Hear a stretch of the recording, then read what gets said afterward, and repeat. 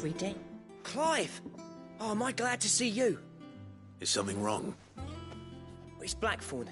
He ain't himself. And if I'm honest, he ain't been for a while. Normally it only takes a couple of drinks to perk him back up, but not this time. Something's getting him down. And whatever it is, he ain't telling.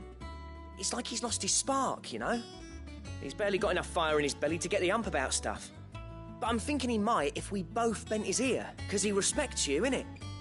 So, what do you say?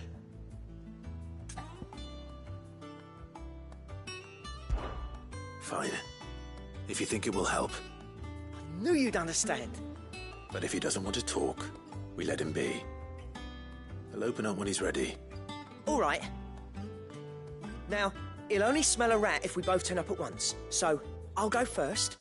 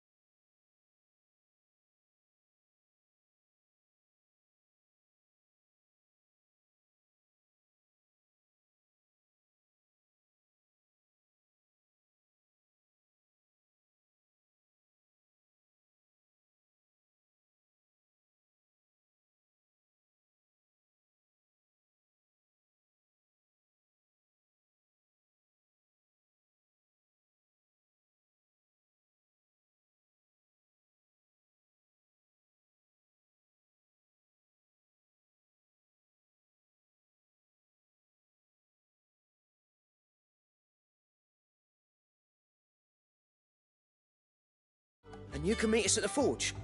Wait a bit, then head over when you're ready.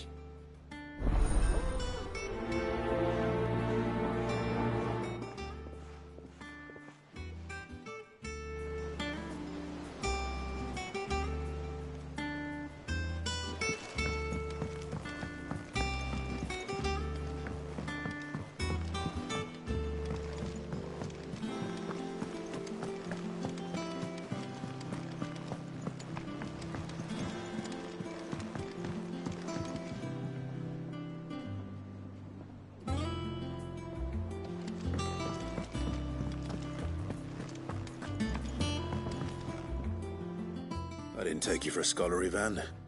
Oh, this? Well, it's Valisthea, a culinary pilgrimage. I borrowed it from old tomes. Seems there's no creature in the realm so foul it can't be cooked up into something delicious. Think I'll stick to the unfoul ones, thanks. Oh, where's your sense of adventure, Sid? Honestly, one glance at these recipes, and even you would trade in your sword for a butcher's cleaver. From spit roasts to sweetmeats, this book has them all. What I wouldn't give to bring these recipes to life. If it's my blessing you're hoping for, then by all means. Well, I'm no hunter, Sid. The first ton of worm I came across would be the death of me. But you're made of sterner stuff.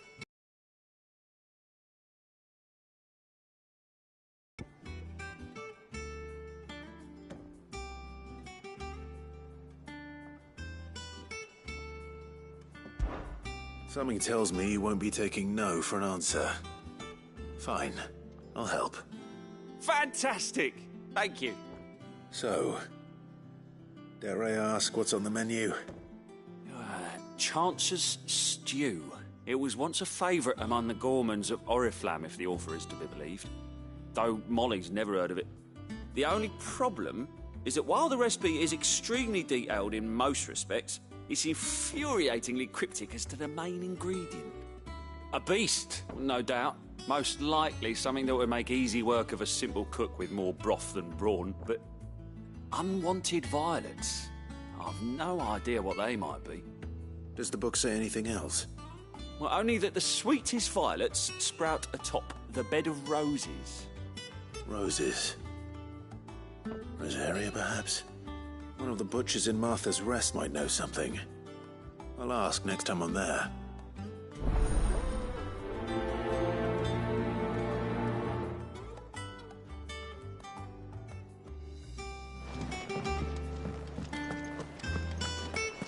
That monster's taken quite a liking to Lady Karen.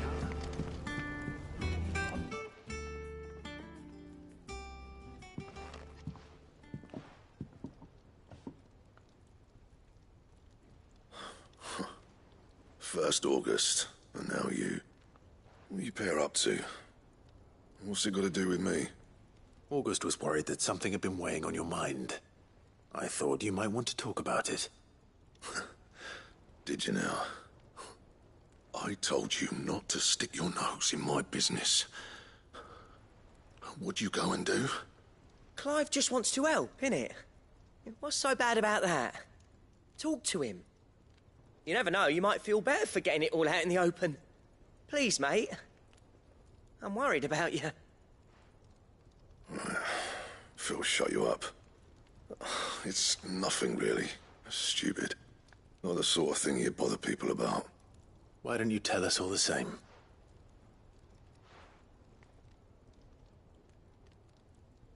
Karen and I have an arrangement.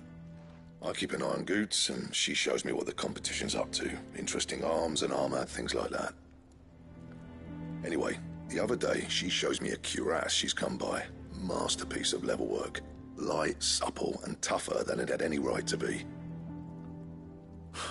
Made my stuff look like every clumsy shit.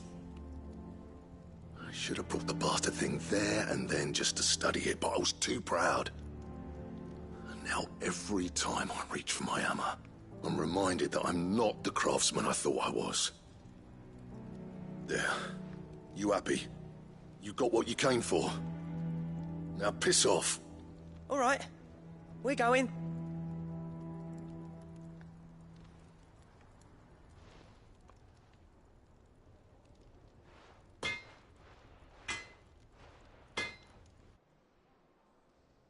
I always thought of old Blackthorn as a bit of a force of nature. Like a storm cloud full of ale. Didn't think anything could rattle him. Least of all a stupid piece of leather. Blackthorn's always taken pride in his craft. Questioning it means questioning himself.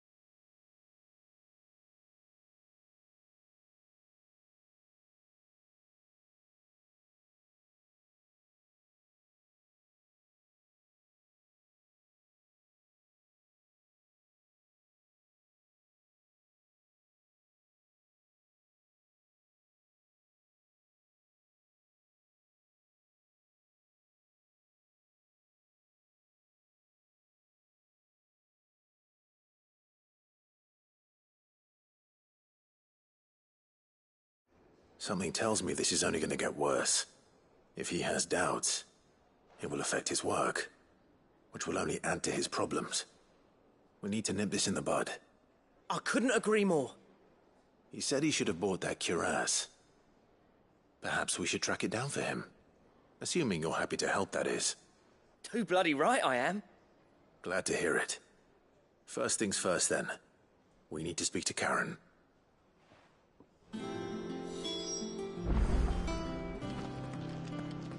That monster's taken quite a liking to Lady Karen. Karen, do you have a moment? Blackthorn mentioned that you'd recently come by a leather cuirass. An exquisite example of the craft, from what he told us. And he ain't been himself since he saw it. So we thought we'd buy it for him. Sorry, sold it already. Didn't think Blackthorn cared for it the way he turned his nose up. But it was nicely put together, that's for certain. Even if the bloke who made it is a bit of an odd one. Happened across him on my travels. Makes all his stuff to order, but the fella who commissioned it refused to pay. He didn't like the colour of summit. So I took it off his hands for a fair price. You don't know where we might find him, do you? Like I said, he's a bit of an odd one. Doesn't even have a workshop. He doesn't trust hunters neither, which means he spends as much time out tracking beasties as he does working their hides. I see. He did tell me something, though. Apparently, his next commission's for a set of griffin hide greaves. Here, there's a griffin on the hunt board. The curse breakers were placing bets on who'd bag it. Now, where the bleeding hell was it sighted? Somewhere in Sambrec, maybe? Care Northern, that was it. Thank you, Karen. We'd be lost without you. At least you admit it. So, it sounds like going after that griffin might be the best chance we have of finding our roaming leatherworker. I'll leave the hunting to you if you don't mind. While you get on with that, I'll ask around the markets. See if I can't sniff out who he is and where he's...